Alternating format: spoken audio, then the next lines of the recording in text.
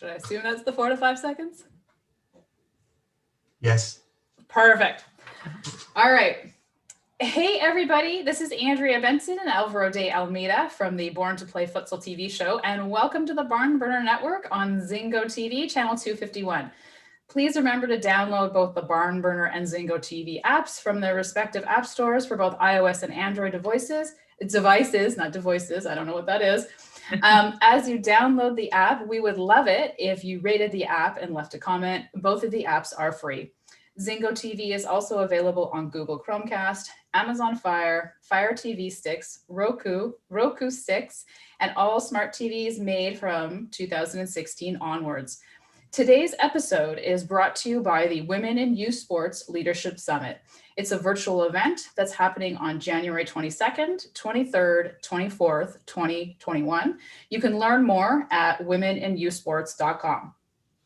All right, so there is my fabulous intro. So I have to say that both Alvaro and I are stoked today because today is a special episode for us. We are going to be talking about football and specifically women in sport and women football. So on our show today, we have Carmelina Moscato. She is a former football player for Canada's national team. And then we have Anne Caroline Lang, or AC Lang as she goes by, and she is a player for the League One Ontario league that was going to happen before COVID hit. So we're going to talk about everything women in youth sports and football today, but it is a tradition on this podcast / not podcast, TV show to do an icebreaker. So the deal with the icebreaker is even Alvaro doesn't know what this icebreaker is, which is why he's shaking his head. So the icebreaker is, if there was a zombie apocalypse, how long would you last? Who wants to take this one? Yeah, who's taking it? I'm happy Tom, I want to know what your answer is. Yeah, I'll go first. So I won't make this too long-winded, but I think there's this perception that I'm just like super tough, like on the pitch and the way I played and everything like that. I'm actually like a sucker for pain. Like, I don't know how long I would actually get through the scarcity of a zombie apocalypse. Having watched Walking Dead, it scares me a bit. So I'd be resourceful for probably a month. Okay, nice. That's pretty good. That's pretty good. To be honest. No, that's good. Okay, AC. Yeah, I think I would just give up pretty quickly because what's the point? So I'm going to go with a week. A week. Okay. Well, I really don't know how much longer it would, last. I don't know. I cannot put this in time. In between, let's be fair, in between 1 week and 1 month. So okay. That's a safe answer. I've also watched the show Alive. So I've seen 100 days in the wilderness and people lasting 90 days. And after watching about a month of that, I stick by my answer as well. Yeah. Nice. That's good. Yeah, and I'm pretty sure actually I get picked off pretty quickly. I have played paintball and I got like annihilated within the first 5 minutes. So I'm quite sure I would last less than 24 hours. You've got a really solid group here. Yeah, I know. That's what I was thinking. In this apocalypse zombie, do they fire guns or? Is it what? They use guns? I don't know. Okay, keep going. Let's go. Okay. So now that we've done our icebreaker, so let's just dive into it. So Carmelina, can you give us a little bit about your background, your football background? Yeah, no problem. So basically played soccer all my life. Took a bit of a hiatus in my 20s. So I played all levels of football up until 19, all the way from, grassroots to full national team. By the time I was 19, released from the program. So had about a 5-year stint where I finished college, played a little bit of semi-pro football, but then really quickly went into coaching. Mid-20s, made a comeback. My body was still ready to go. So around 25, I tried out for the national team. There was a change of leadership. So I wanted to give it a go again. And that added 7 years to my career. That little risk, I guess, to quit my job and try for that again. So yeah, coached at the NCAA Division I level for 2 schools, Louisville, Wisconsin, youth national team coach, 3 World Cups, Olympic bronze, UEFA A coach now, and navigating my way in this landscape and trying to figure out, where the right seats are to dive into all the topics we will today to move the needle. Yeah, no, that's fantastic. Our AC, your background? Yeah, sure. So I was actually born in Germany. I grew up there till I was 7. We moved to Canada when I was 7, obviously. Then played in Scarborough and Toronto, grassroots as well until age 15. And then we moved back to Germany. So bit of a transatlantic traveler.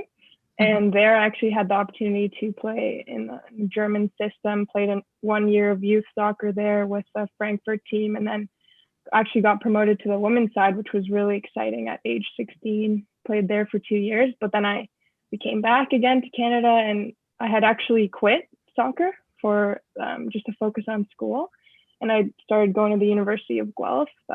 Didn't play for my first year, but then the coach had somehow found out that I was there and tracked me down. And then 4 years of university soccer later, I'm still playing, and I'm having the honor to play in the league that Carm is actually the commissioner of. So that's the League One Ontario with North Mississauga. And yeah, so back and forth, Germany, Canada, a lot of different places in between, but still playing now. So grateful for that. Yeah, that's awesome. Alvaro. Well, I need to ask this question. Both of you told you played soccer all your life. What sort of soccer? We are tracking here all the players that we are interviewing and ask them, how was their formation? So were you always practicing in a soccer club with a coach telling you what to do? Or you had free time, you play at school? What sort of soccer do you play? And when I say sort of soccer, I'm saying small-sided games, futsal, beach soccer, street soccer. How was your formation as a player when you were young? Boys, you can go AC.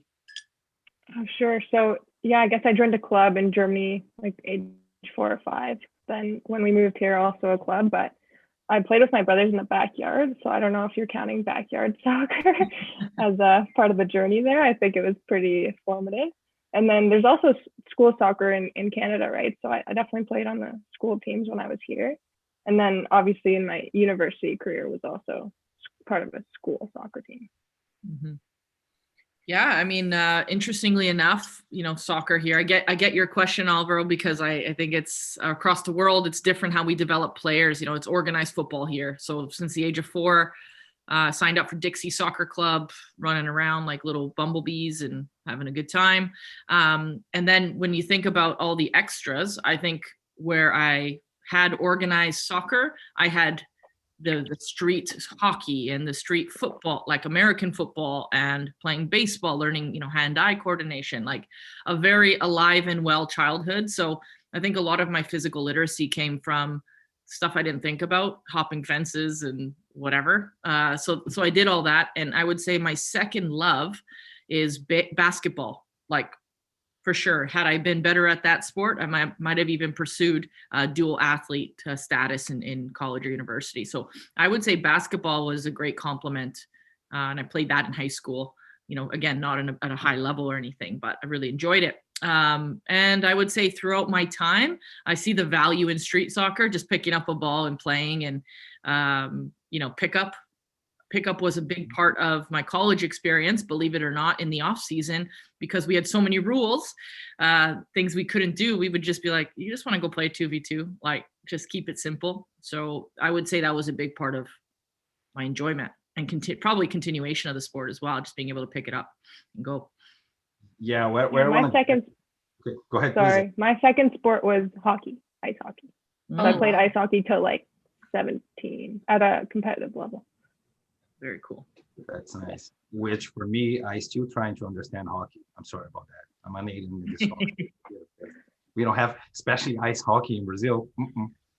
We don't. Fair. But coming back to that question, I'm asking that because, as you said, Moscato, yes, it's different. Every place is different. There's no right or wrong. That's not the case here. I'm just trying to understand how we are creating our top players in Canada, in US, in Brazil, in Spain, or in England, whatever. What is in common between them? And up to this point, all the coaches or players that we were talking with, the free time that play in the backyard is coming in those answers. Yes, multi-sport is coming, but playing in a free time, kicking the ball with the friends, it's coming.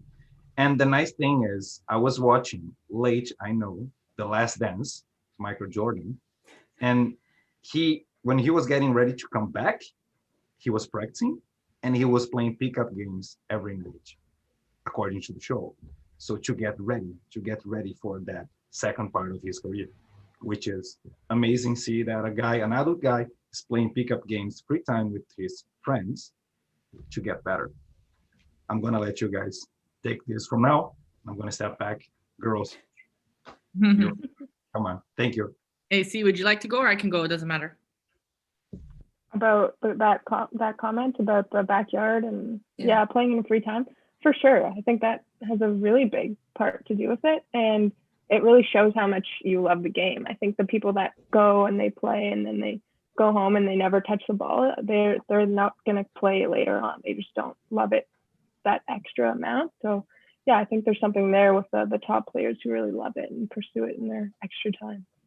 Yeah, I fully agree with that. And, I'm just reading Megan Rapinoe's book. I'm getting probably about halfway there now. And she had a full section dedicated to her time with her twin Rachel. They're dear friends of mine. And it was great to read how they grew up. And it was a big part of her success, just having that, she called her twin, having that equivalent person who they were of the same skill almost to a point, but they had the same desire to play till there was nothing left in the tank, and that kind of childhood, those stories, they go such a long way.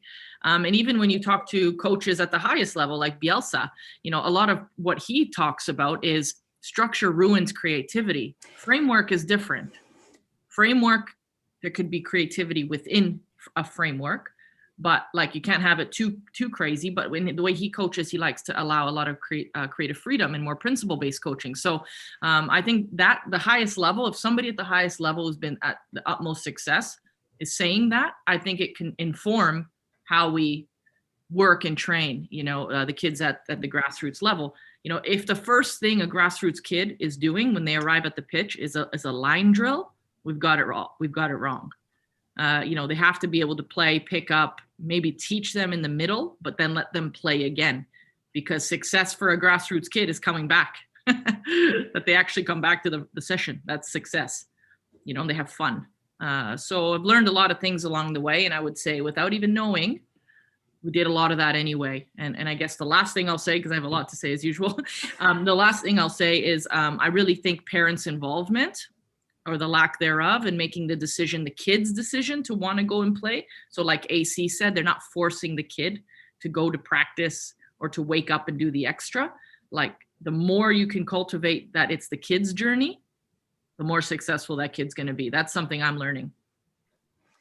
Yeah, and I would definitely agree with that. I mean, I have two boys, they're 11 and 13, and one of them played at a high level, and he actually quit soccer because it got too competitive. The joy of soccer for him was lost, right? And that to me is not good. And it's not good. It's not good for soccer, but it's not good for just physical literacy, as you say, because you want that kid to be active. Like I know my kids are on screens right now. It's just the reality, right? So how do you keep those kids? And I think as parents, we have to take a step back and say, okay, is my kid enjoying this, or is it too competitive? And be able to be that parent that's like, you know what, hold the phone. I need to reassess. Am I wanting this for my kid, or does my kid want this? Because I see that a lot, right? Yeah, absolutely brilliant. One thing I'll say is a gentleman by the name of Ruben Flores. He's sort of been he's a globetrotter, but he spent a lot of his time with his family here in Canada, actually in the Kitchener-Guelph area. Guelph, he was the technical director there, I believe. And he ended up moving his whole entire family to take a bit of a calculated risk, but to go to the English system. So he now has 3 kids playing in Chelsea Academy, and his son has just been signed for Arsenal. So some pretty notable differences there. And he sent me an article the other day. We've been chatting and keeping in touch. And the article said, we're so critical of kids that play Fortnite.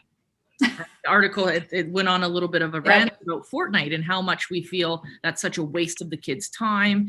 But he's like, what can that teach us and inform us with coaching if we're not moving and adapting? So what do the kids love about that? First of all, they're chatting with their friends. Yes. That's number one. So it's social. We have to acknowledge the social part. The second part is that they're solving problems together.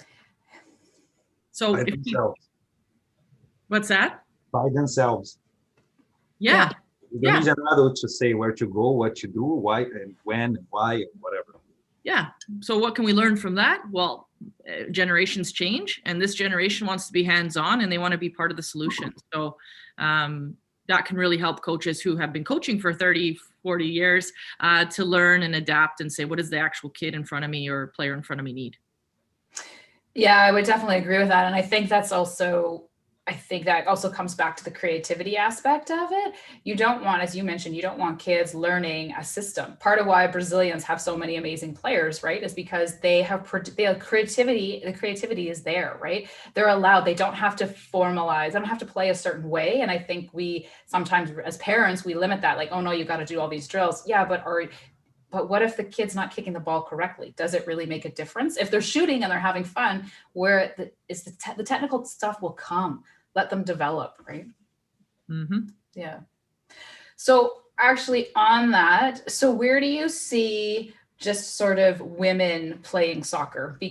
And just you guys are both women, obviously, how did football sort of shape who you are, and just where do you think women football is going? Because it's growing exponentially, right? Sure. So I think for me personally, it had obviously a really big effect. I'm still really involved in the game and in lots of different positions, coaching, playing, admin, that kind of thing. And it really gave me confidence both on and off the field to do what I wanted to do and to do what I was dreaming of. And even though that didn't result in me playing at the highest level for Team Canada, I'm still loving it and I'm still involved. And now I'm able to give back to this next generation, where if I had been lost somewhere along the way, if I had been one of those girls who had, fallen off in their teens, I wouldn't be able to give back in the same way now. And the second part of that question was, where are we in terms of women's soccer? I'm guessing you're asking for Canada. Yeah, Canada for sure, but also then because you live it and breathe it, like the world perspective too. Right. So I like to start with the positives. I think overall, we're probably at the best point we've been for women's sports, right? And that's a good thing because we've certainly made a lot of progress, but we're not quite there where we want to be, right? So I think in terms of positives in Canada, thousands of girls play soccer, right? It's the number one sport for participation for girls. We have a really strong national team program. We've produced world-class players. We always draw big audiences when our national team plays. We've also seen increased sponsorship and funding over the years, especially globally now. But I think there's still obviously some gaps in terms of lack of diversity and representation and lack of support from federations and clubs. And then as well, the wage gap obviously is still really big. I think I saw a stat like the 400 top paid women in soccer don't even make as much as Lionel Messi, right? So there's still a big gap in that sense. Yeah, it's a really big one. So those are kind of my positives and my negatives. Carm, what do you got? Yeah, those are fantastic. And I want to take a step back to say, people like AC yourself, the leadership that you've shown through League One, your platform, how you bring a group together. I've been able to witness that with the advisory group that we're on and have created. That is why we're doing what we're doing, right? And again, you said something interesting. I didn't get to play at the highest level. It actually doesn't really matter. It's the platform really and how we use it, because there's a lot of women that have played at the highest level that are not still contributing to the game, and that is their decision based on the industry or family or whatever the case. And so to have women as passionate as AC involved in this and still doing it, that for me again is success and how we measure it. I think that's wonderful. And she's going to move on to do fantastic things. Keep an eye on AC, that's for sure. But when it comes to sort of the global game, I agree. The sentiments, I mean, most views in the World Cup, we're having record deals. And again, it's not really where we think the sport can be in its potential, in its maximum potential. And it's going to take a shift, and probably a lot of mini shifts, to allow people to see the value of the sport and see some of the top leadership right now. We always say, it's some of older generations, maybe men, maybe again, lacking diversity, maybe white men are still leading the sport, fully making those decisions. And it would be beneficial for everyone to add a little bit more diversity around their tables to see how everyone is feeling, not only women, but people of color, Black, Indigenous people, to say, what do we need and what does the whole picture look like when we're really inclusive? I don't even think we're close to that, but we can dream. And I think the little shifts that we can make in our own platforms, like League One, these are things we openly talk about. And if it can happen in our league, then it could likely happen at the next level and the next level as we grow leaders through this platform. So just keep talking about it. I think that's the way to shift. Yeah, I would definitely agree with that. And being open and having these types of conversations, maybe they make you uncomfortable as a leader, but I don't think there's anything wrong with that. You know what, we are in 2020. If there's ever a time to grow, during COVID times, it's now, get uncomfortable with this uncomfortableness, because the new normal is going to look different. We're never going to go back to the way it was. So yeah, I think that's great. Yeah, that's fantastic. Alvaro? So what should be the next steps to have more opportunities and to see more growth in women in sports in general? As a player, as a coach, as a manager, any position, but what would be the next steps for us to see this flourish down the road? Next step, I mean, like Carm said, I think it's going to be a bunch of steps and it's not just going to be one. But I think what Carm was saying about talking about it openly and acknowledging that there's a lack of diversity, and especially those leadership positions, bringing the women in and having conversations and listening to them, really listening to the barriers that exist, because we sometimes see a reaction of defensiveness when this issue arises. And we're not trying to blame anyone. Like, everyone's just part of the system that we've created here. And if we can just let go of a little bit of that defensiveness and approach it in an open manner that is solutions focused, I think that would be a really positive first step.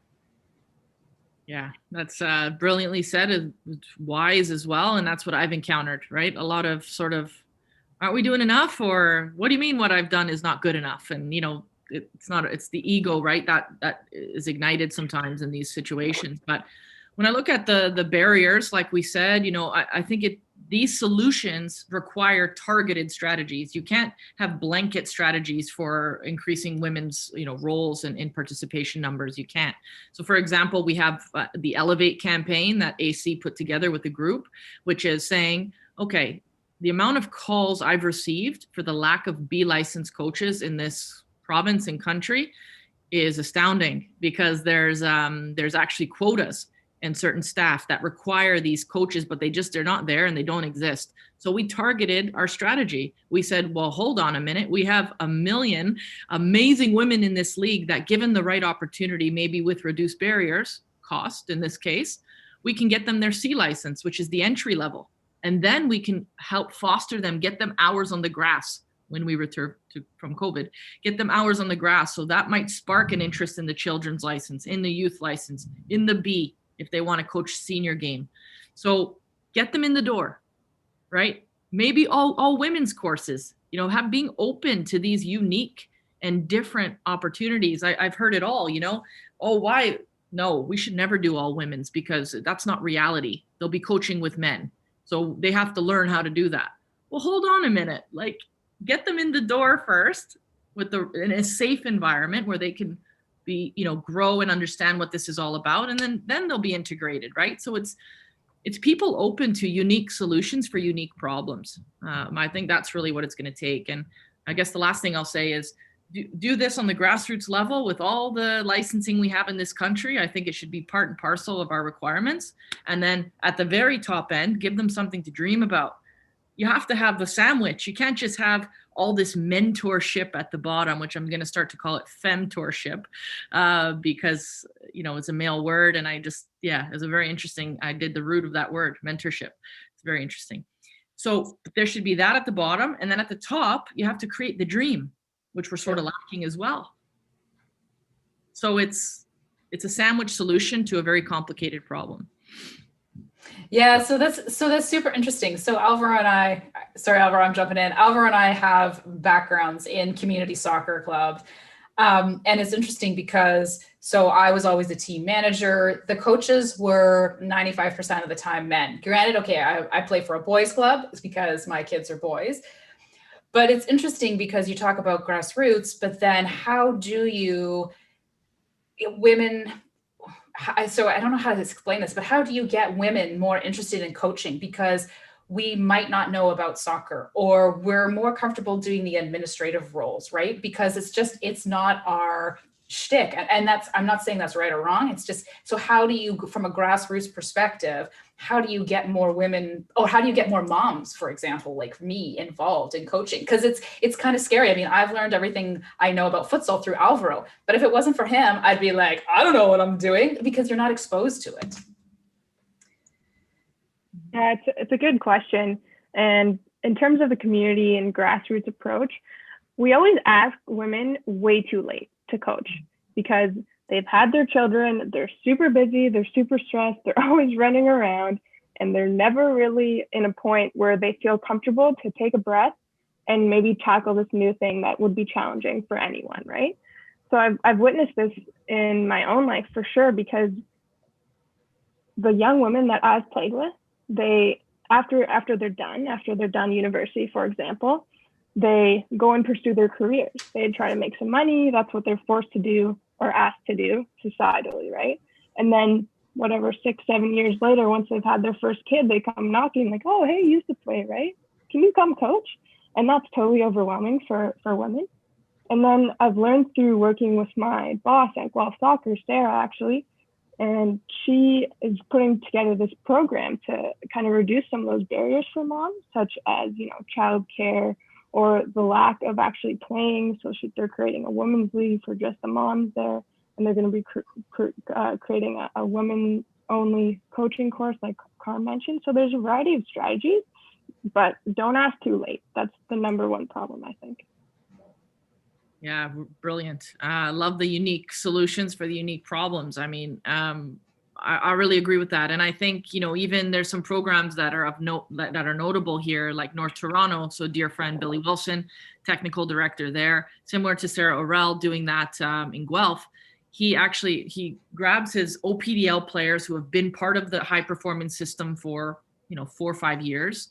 As soon as they graduate out, he then gives them 8 months of a transition program where they get their C license as part of their fee. They just get their license. It's part of the package. So they whether they want to coach or not, it just educates them anyway. And some of them, of course, that will ignite their passion for coaching, puts them through, you know, university prep and et cetera. So it's a very unique program. And it catches them young, like AC is stating there. And I think that is really important. The first time, you know, I put down cones for my brother at 15 years old, just helping him out. I was running circuit training in gyms thinking I was Pep Guardiola. I was like the best coach in the world, you know, but you need to start young. My ideas when I look back were so naive, but it was so fun to do. And highly likely the reason I'm still doing that today. So I want to emphasize that point, catch them young. Yeah, and I would agree with that. And I think, so what's I think unique about your perspectives is Alvaro and I are in BC and you guys are in Ontario. And I think when we're talking about soccer in Canada, you have Canada Soccer Association, right? And then you have all the provincial associations. And I think, so, you know, how can maybe, is it the government or is it the Canada Soccer Association? How can like a program like what you've described, which is amazing, be sort of, I don't want to say forced, but be implemented across the province, because every association is different. And Alvaro and I see this with futsal. Every association is different in terms of how they lead and how they structure and how they move players through the system, right? So what are your thoughts on that? Yeah, I have some intimate knowledge about this. I mean, in terms of the national initiatives, I mean, club licensing is a great step in the right direction to sort of level the playing field in some ways. You know, I'm sure in some places it causes separation and maybe buckets clubs and maybe creates maybe, I don't know, turf wars or things of that nature. It's not meant to do that. I know that for a fact. It's just sort of meant to make this system a little bit more robust, sustainable, and give some real targets. And I think what I've learned, I'll speak from my own experience in the past year and a half, is that the examples that AC has shared, like Guelph, these pilot programs that, you know, done well can become best practice. And we're encouraged to lead from the grassroots up. You know, Canada Soccer has a, you know, very small staff when it comes to technical development. I'm talking, you know, 5% of what, you know, English FA could have, right? So there's this real sense of community and group effort and leading from the ground up and leveling up almost, you know. So the coaching programs with League One, I hope that becomes something that all leagues do. Yeah. We hope that. Of course, that's the bigger picture, is that, you know, we've done a great job. We have now 4 women, hypothetically, that have moved on to get their other licenses and progressed. Wow, that's a successful model. Yeah, for sure. What we can do is continue to imagine ways to increase participation. Yeah, and I think that's great. And I think it's, you know, I think part of it also is it's sharing of the information. You know, it's saying, look, this is what I've produced. You know, we all know that we want to get on the CONCACAF for the men's. We all want to get on CONCACAF. You know, this is what it's produced. This is how it produces successful women coaches. You know, look at the coaching model from a different perspective. You know, men coaches are amazing, but women coaches bring something unique too, right? So yeah, I think that's part of it. And as you said, be open to it. You know, it's because I think, yeah, and I agree, get cats at a younger age, right? Because I would have never, I mean, my background is not soccer, but I would never have thought to coach, because I always thought I would have thought, oh, I just want to be a team manager. And that's fair. It's visibility, like you said, you know, like that. It's normal, actually. Yeah. Yeah. I would agree. I hear you. Yeah, and I would echo as well what you said about sharing information. There's actually tons of people doing amazing stuff. We just don't know about it. And that's probably one of the bigger issues that we're facing as a country, that we need to start sharing this information more widely. And that's where someone like Canada Soccer maybe could step in and facilitate some of that conversation. But I'm also respectful of the fact that they have a limited capacity as well. So I think the sharing of the information, like you said, there's tons of people doing amazing things. Let's all start talking. Yeah, I think that's great. Alvaro, you've kind of been quiet during the conversation. I'm quiet today. I'm trying to. If I ask to pivot a little bit to the professional side, stopping a little bit the grassroots, where we have a lot of things to deal with, and women in sports. And when we compare now, we have here in Canada the CPL for men. That's the highest level. Let's forget a little bit MLS. Think only in CPL because only Canadian teams are playing. When do you think we're going to have something similar for women when CPL is going to, you know, host women's side? And where does League One fit in this scenario, professional scenario in Canada? What's the highest level in Canada at this point for women's? Yeah, great question. So League One has about 80% of our players are in university and college. That's a fact. So that fact enables us to understand it's a 3.5-month league. It's 113 days. We have 252 days of the year that are off season for our players, that we don't necessarily fully service them, because guess what? Where do they go back to? University and college. So we serve a purpose for a large majority of that demographic, that age demographic. Where the problems begin are the fact that we have 22, graduates, university and college graduates that still want to play. And they only get 3.5 months to do so. So they're not going to give up anything else. There's no actual benefit in terms of like a real carrot to play in League One at the minute, meaning that you don't necessarily win $1 million and you don't necessarily, like, you're just working it into your life for 3.5 months. That's really what I've learned.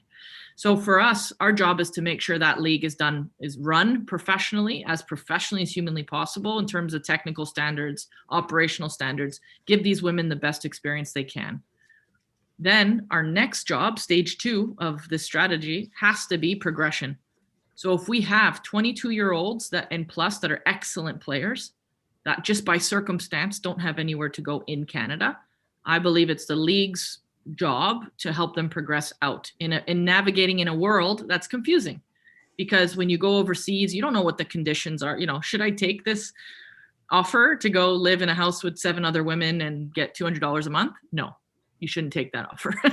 So making sure that we educate our women enough to know what are the standards these days around women's pro soccer. So that's number one. And I'd call us a provincial league, probably tier 3, because tier 2 looks like a semi-pro 6 to 8 months, and tier 1 looks like professional league. 8 months here in Canada is what our realities are, and tell us from our weather and otherwise and facilities. So I love, it's an interesting question you ask, when. I think it's a matter of, we have to start maybe 3 steps before when and say, is it important? I know that sounds overly simplistic, but we need everybody to agree that it's important. And I don't think we're there yet. Sorry, who needs to understand if it's important? Because if you're talking about those 22 plus years old good players, I think for them is important, or not. Yeah, it is. So what I mean by that is the key stakeholders, the people who can make it happen. So the NSOs, the private investors, the people who are going to put the probably $5 to $30 million, depends on how ambitious we want to be, into the league to start. It's those people we're attempting to connect with, to share our story. We're not alone. Soccer is amongst one of the many women's sports we have, team sports, that don't have a professional league. So I would call this a Canadian problem. I would call this something that if maybe banded together, we could do something even more interesting. I don't think soccer independently, even though we're the highest participation, it doesn't translate into high performance yet for women. It just doesn't. And the system hasn't done that yet. So we're a little bit behind. I think you have to speak honestly as well. You don't want to pull the wool over everybody's eyes. I think we can start small and build, and people are still going to criticize that. You still got it, but you still have to do it. And it's not a reason not to do it. I'd rather have a small start, humble beginning than this large thing that lasts 2 years, if that makes sense. So I don't know how close or far we are. The money is scarce, especially throw in COVID into it. That's a layer now we have to consider. If it was far before, it feels a little further now, but it's not impossible. And we're working very hard to find solutions. I know that for a fact. And Alvaro, you asked who should it be important to? So obviously the stakeholders, like Carm said, but I would actually disagree that at the moment, sure, it's important to the players and they wish that they could play professional soccer, but they get distracted by their professional lives very quickly. So we're actually losing generations of players that way who just stop dreaming, to be honest. Like, I haven't even thought about playing professional soccer since probably I was like 12, right? So sure, we would love it. The player advisory group talks about it sometimes, how, that would be an amazing thing to have in Canada, but it's actually not really a priority at this point because it feels so far away.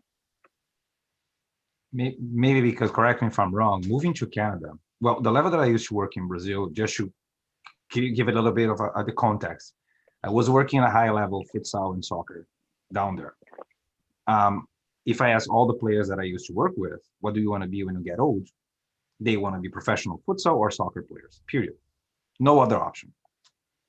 The university there is not a pathway like here. Again, I'm not saying what is right or wrong, just describing the system. Coming here to Canada 4 years ago, all the players that I work here at the club that I work with, when I ask them, some of them will answer university, having scholarship and done. Some of them are playing for fun. Most of them actually, even they are playing at a high level within our club. So it's different. I think it's close to what you were saying, AC, because I think my feeling is they don't have a place to go. There's no option down the road. Before CPL, thinking about the men's aspect, we had 3 professional clubs in the country. Again, correct me if I'm wrong, professional clubs. No, correct. So 50 spots for the whole country. And we could bring players from all over the place to play in those 3 teams, which is harder than in Brazil to be a professional player if we compare the numbers, because we had only 3. Now we had at least 300 plus spots when CPL starts. So now we have more chances to have kids. Okay, I have a chance to play. Here in Canada, I have a chance.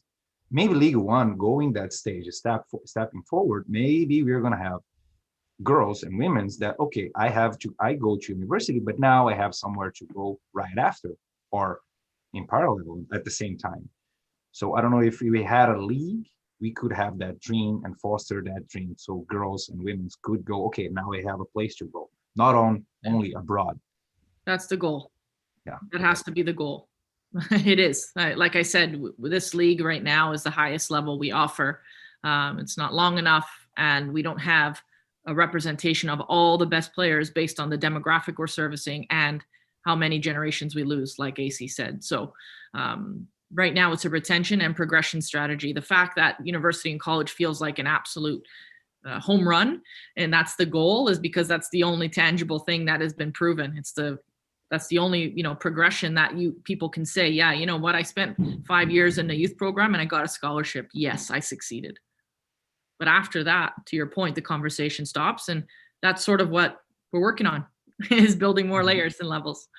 So then here's my question, and this is more of an investor question then. So how do we as a country, and I mean from BC all the way to Newfoundland, convince investors that doing something like Ontario One League and building a female equivalent of the CPL is a smart investment? Because we are 50% of the population. If I look at the women's football teams around the world, there's some amazing talent. So, and I agree with you, I think this is a uniquely Canadian problem. So how do we convince investors? Because I hear so much about, okay, it's viewership. Yeah, but it's not been proven, right? Like, we know the audience is there. I'm a female. I've been to MLS games, NCAA, NBA, PGA. So I'm a female viewer. So how do we convince investors? And I don't know if it's getting more women investors, but how do you change that dialogue? So even assuming we're not in COVID times, that people are like, yeah, you know what? I want to invest because I see a future. You want to go, AC? Sure. I mean, I'm not an investment professional at all, so this is just fully my opinion. Yeah. But I always have this discussion with my brother, because he says that companies have no moral obligation to invest in women's sport. And they don't have to do that if they don't want to. But if you look at the rates that women's sport and women's soccer in particular are growing globally, I think it's actually a poor investment decision not to invest. I think it's like 400% growth or something in the last few years around the world. So I think it's actually a miss. And the question is, why are we missing that opportunity? I'm not sure what the answer to that is. Carm, what do you got? Yeah, I think there's it's definitely old models and old systems, and thinking we're copy and pasting the men's game. Like, thinking completely differently has to be part of this solution. Like I said, our country's massive. Maybe we shrink it.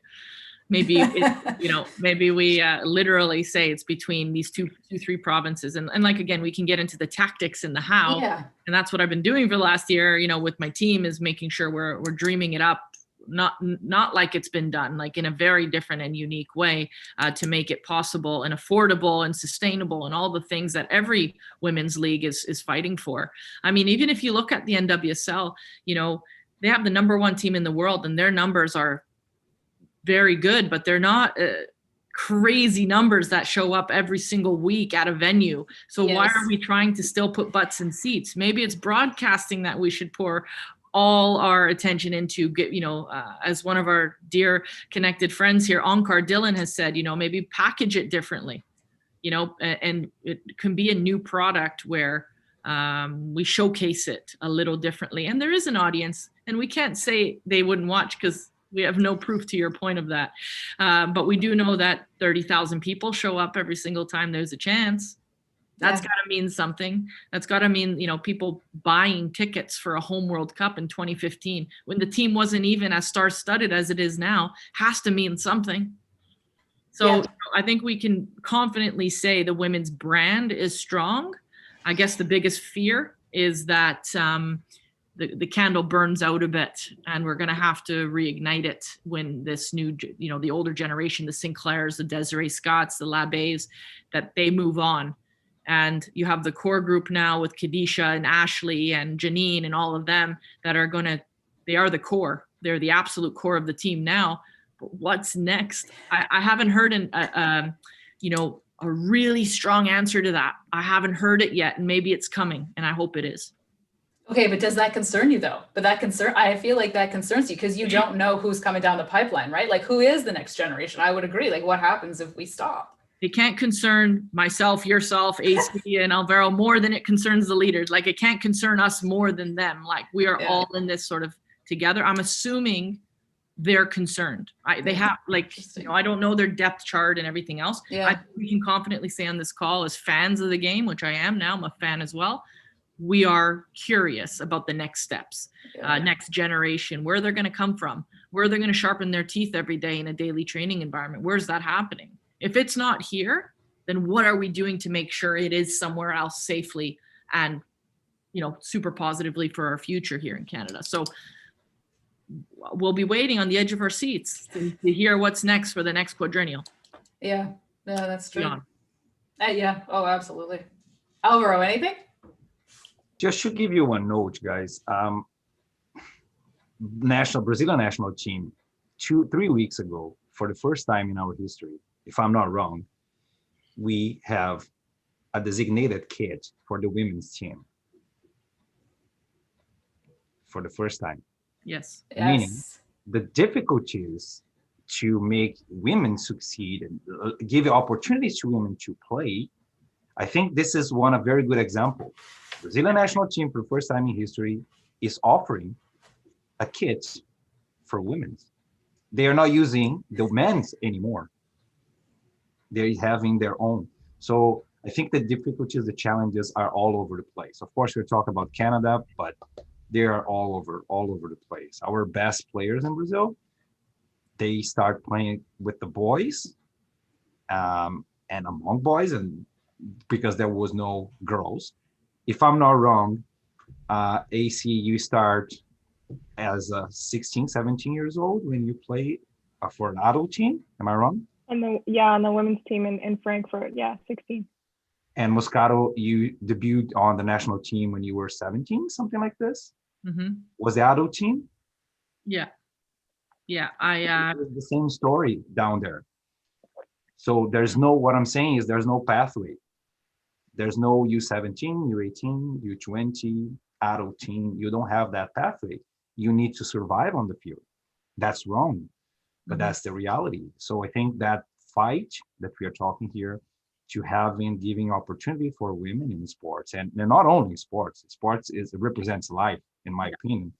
So giving those opportunities to women, and it's all over the globe, because those 400% of increasement in sports and soccer in the world, where is this? In Europe, in French league, in FA league? Is this happening in Asia, Africa, South America?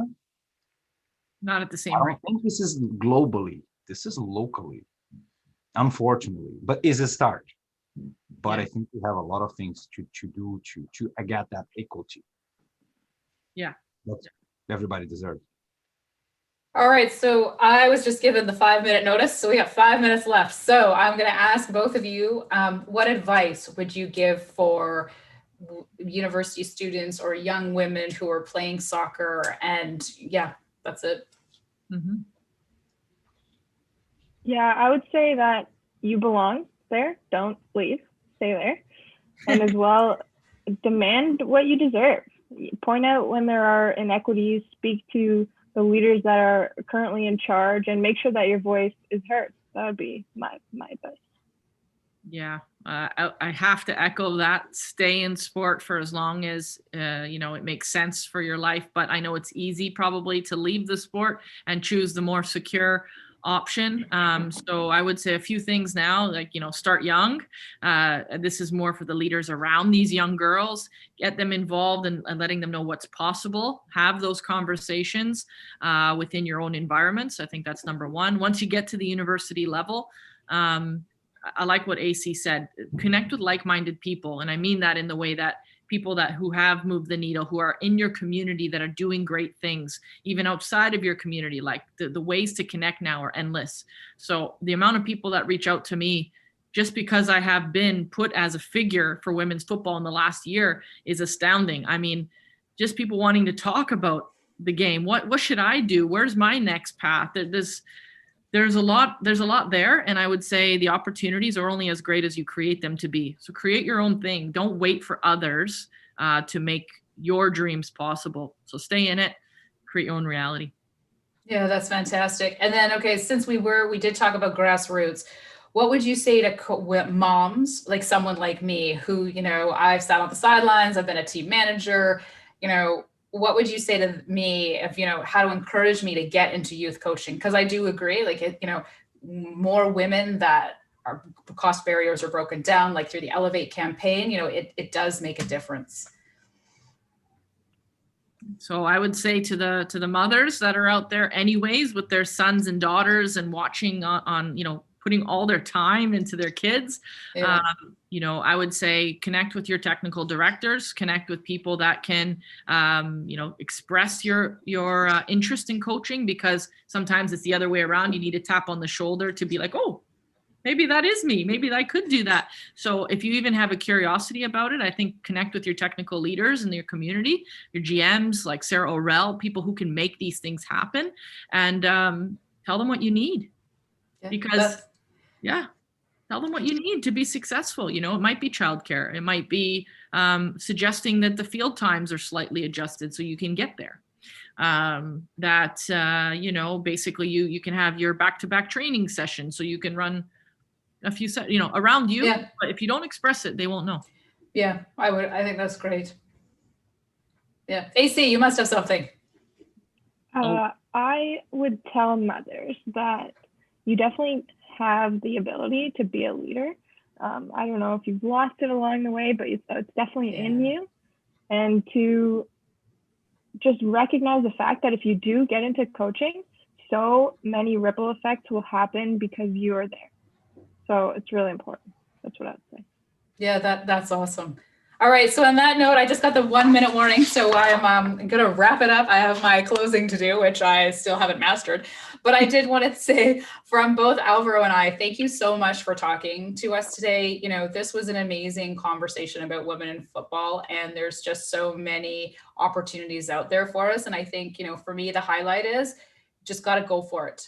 What? You can't wait. And I have to plug futsal. Alvaro and I see the same thing. When it comes to futsal and football, you just got to go for it. So thank you both. All right. And here's my final close.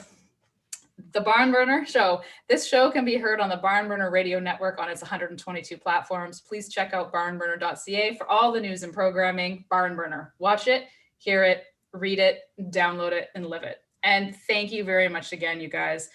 This was phenomenal.